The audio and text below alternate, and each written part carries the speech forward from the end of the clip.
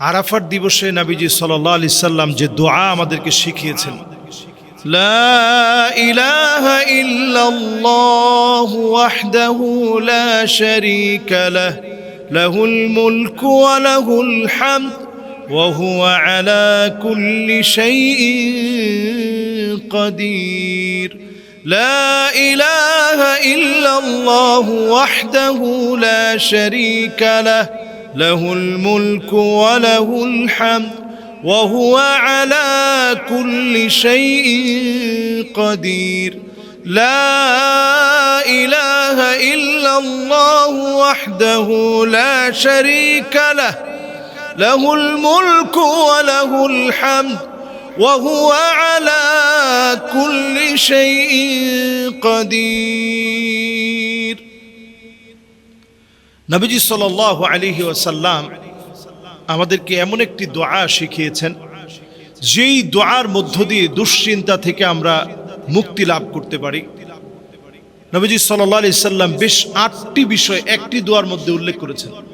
আল্লাহুম্মা ইন্নী আউযু বিকা মিনাল হাম্মি ওয়াল হাযান ওয়া আউযু বিকা মিনাল আজজি ওয়াল কাসাল ওয়া আউযু বিকা মিনাল জুবনি ওয়াল বুখল ওয়া আউযু বিকা মিন গালাবাতিদ দাইনি ওয়া কাহরির রিজাল। এই 8টি বিষয় নবীজি সাল্লাল্লাহু আলাইহি সাল্লাম একটি দোয়ার মধ্যে উল্লেখ করেছেন। তার মানে আপনি দুশ্চিন্তা থেকে পরিপূর্ণ মুক্তি পেতে চাইলে এই দোয়াটি আপনি শিখুন।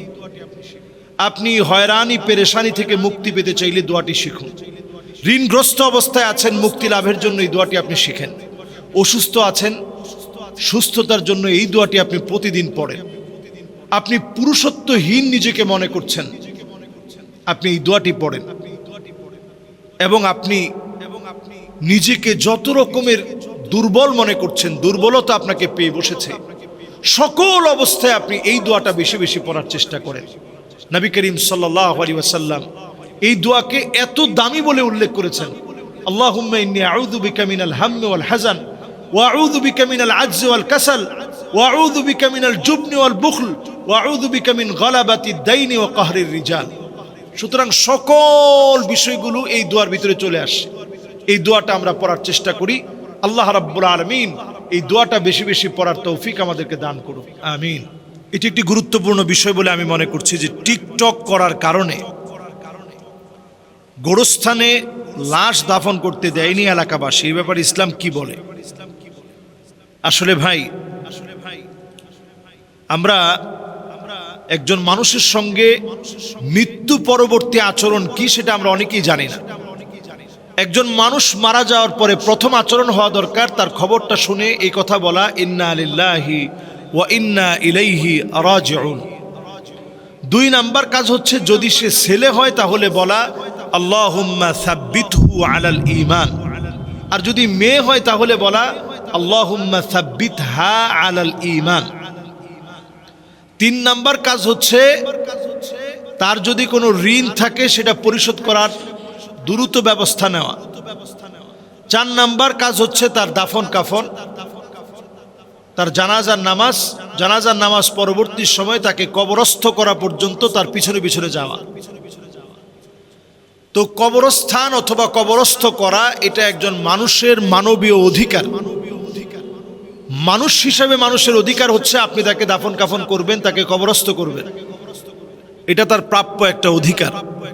এই অধিকার আপনি নষ্ট করতে পারবেন না, যদিও সে অনেক বদকার, যদিও সে অনেক খারাপ, অনেক অন্যায়কারী, অনেক বড় সন্ত্রাসী, অনেক বড় টিকটকার, অনেক বড় দুশ্চরিত্র, অনেক বড় লম্পট, প্রস্টিটিউট, যাই হোক না কেন, আপনি ওই কবরস্থানে যদি তাকে কবরস্থ করতে না দেন, তার অধিকার আপনি নষ্ট করলেন। এটা আপনি করতে পারবেন না যে তাকে আপনি মৃত্যু পরবর্তী সময়ে তাকে আপনি দাফন কাফন করতে দেন নাই, এই কাজটা আপনি করতে পারবেন। তাহলে এটা তার অধিকার, এই অধিকার তাকে নিশ্চিত করতে দিতে হবে। এরপরে যেটি গুরুত্বপূর্ণ বিষয়, অন্তত জীবদ্দশায় যেন এলাকাবাসী মিলে এমন পদক্ষেপ যাতে নেওয়া যায়, সে যেন টিকটক সহ তার চরিত্র যেন ধরে রাখতে পারে। পঞ্চায়েত করে, পঞ্চায়েতের মাধ্যমে যারা মুরব্বীরা আছে তারা জীবদ্দশায় আপনারা এই সিদ্ধান্ত নিতেন, যাতে করে সে ভালো মানুষ হতে পারে। আমরা জীবদ্দশায় তেমন কিছুই করলাম না, এবার একটা মৃত লাশের সঙ্গে আমি আমার ক্ষমতা দেখালাম। এই কাজটা যেন আমরা না করি। একটা মানুষ যখন মরে যায় নবীজি সাল্লাল্লাহু আলাইহি সাল্লামের সামনে দিয়ে একটা ইহুদির লাশ যাচ্ছে। তো নবীজি অবাক হয়ে দাঁড়িয়ে গেলেন। সাহাবায়ে কেরাম বললেন, হাদিহি জুসসাতুল ইয়াহুদ, ইয়া রাসূলুল্লাহ, এটা তো একটা ইহুদির লাশ, এই লাশের জন্য আপনি দাঁড়ায় গেলেন? নবীজি বললেন যে ইহুদির লাশ হলেও সে বনি আদম, ওয়া কাররামনা বনি আদম, আল্লাহ তাআলা বনি আদমকে বড় সম্মানিত করেছে। বনি আদমকে আপনি অপমানিত লাঞ্ছিত করতে পারবেন না। বনি আদম আল্লাহর কাছে বড় দামি, বড় সম্মানিত, এই আদম সন্তান। সুতরাং সে মারা যাওয়ার পরে তার অধিকার হচ্ছে তাকে আপনি দাফন কাফনের ব্যবস্থা করে দিবেন, আপনার কবরস্থানে তাকে জায়গা দিবেন। টিকটক করার কারণে তার লাশ যেন বাহিরে ফেলে দেয়া না হয়, বাহিরে ফেলে রাখা না হয়, এটা তার অধিকার আপনি নষ্ট করলেন। এজন্য আমরা অন্তত মৃত ব্যক্তিদের সাথে যে আচরণগুলো আছে সে আচরণগুলো আমরা জানার চেষ্টা করব। আমরা মৃত ব্যক্তিদের জন্য দোয়া করব, এবং এইটা কিন্তু আমাদের জন্য একটা মেসেজ যে আসলে মানুষ এটাকে কত ঘৃণা করছে। সুতরাং এই ঘৃণা করাটা আপনি তার জীবদ্দশায় তাকে বোঝানোর চেষ্টা করেন। এই যে কপল ব্লগগুলো আছে, এই ব্লগগুলো স্বামী স্ত্রী মিলে যে ব্লগগুলো তৈরি করে, কত অশ্লীলতা ছড়াচ্ছে এখন মিডিয়াতে। আচ্ছা চিন্তা করেন, আজ থেকে 10 বছর 5 বছর পরে, 20 বছর 25 বছর পরে আপনার এই ভিডিওগুলো থেকে যাবে। আপনার সন্তান যখন বুঝতে শিখবে, যখন বুঝবে যে আমার মা এমন ছিল, তাহলে সেই সন্তান আপনার জন্য কি ধারণা পোষণ করবে? আপনার সন্তানের সঙ্গে কেমন করে আপনি সেদিন মুখ দেখাবেন, কেমন আচরণ করবেন? আমরা এই চিন্তাটুকুন যদি করি তাহলে আমাদের প্রত্যেকটা পরিবার সুখের হবে। আমরা অনেকেই চিন্তা করি আমার স্ত্রী নেককার হবে। আপনি নিজে নেককার হতে পারেন নাই। আপনি অনেক সময় মনে করেন যে আমি বিয়ে করলে আমার স্ত্রী চরিত্রবান হবে। আপনি নিজে চরিত্রবান হতে পারেন নাই। আমি মনে করি যে আমাদের সন্তান খুব নেককার হয়ে যাবে। আপনি নিজে আদৌ নেককার হতে পারেন নাই, আজও আপনি নেককার হন নাই। কুররাতা আয়ুনি ওয়াজআলনা লিল মুত্তাকিনা ইমামা। আপনার সন্তান যদি চক্ষু শীতলকারী সন্তান হতে হয়, নিজেকে আপনি চক্ষু শীতলকারী হিসেবে আপনার পিতামাতার জন্য আপনি হন। আপনার সন্তান যেন চক্ষু শীতলকারী হয়, এজন্য নিজে আপনি আমলী হন, নিজে মানুষের মতো মানুষ হন। আল্লাহ তাআলা আমাদেরকে বোঝার তৌফিক দান করুক। আলিঙ্গন করতে করতে মিউজিক বাজিয়ে তাদেরকে অ্যারেস্ট করা হয়েছে। আসলে এটি আমাদের জন্য, আমি মনে করি বাংলাদেশে এটা নতুন না। হঠাৎ করে একটা বিষয় বাংলাদেশে ট্রেন্ডিং হয় এবং অল্প কিছুদিন বা কয়েকদিন এটা খুব চলমান থাকে, পরে এটা আবার নিষ্ক্রিয় হয়ে যায়। তবে সরকারের এখন যে বিষয়টি আমাদের চোখে পড়েছে, সরকারের এই দিকটা অনেক সুন্দর। মাদকদ্রব্যকে একেবারে নিয়ন্ত্রণের জন্য এই যে আপনারা পদক্ষেপগুলো নিচ্ছেন, এটা খুব ভালো। তবে আমি আজকের এই ভিডিওর মধ্যে দিয়ে এই তথ্যটা দিতে চাই, নেচে গিয়ে গান বাজিয়ে যেভাবে হঠাৎ করে গিয়ে আপনারা অ্যারেস্ট করতেছেন, এটা খুব বেশি বাংলাদেশের সুফল বয়ে আনবে না। একটা আইন শুধু বাংলাদেশে আপনি পাশ করেন যে মাদকদ্রব্য এটা নিয়ন্ত্রণ না, বরং নির্মূল করতে হবে। এটা মুসলিম দেশ, এটা বাংলাদেশে 92% মুসলমান আছে। হ্যাঁ, অমুসলিমরা যদি কেউ নেশা করতেই চায়, মদ খেতেই চায়, তার লাইসেন্স থাকবে। কোনো মুসলিম মদ খেতে পারবে না। মাদক তাদের জন্য নিষিদ্ধ। আল্লাহ তাআলা যা নিষিদ্ধ করেছে, এই একটা বিধান যদি বাংলাদেশে আপনি বাস্তবায়ন করতে পারেন, আমি বর্তমান প্রধানমন্ত্রীকে বলবো এই একটি বিষয় যে মদ বাংলাদেশে নিষিদ্ধ।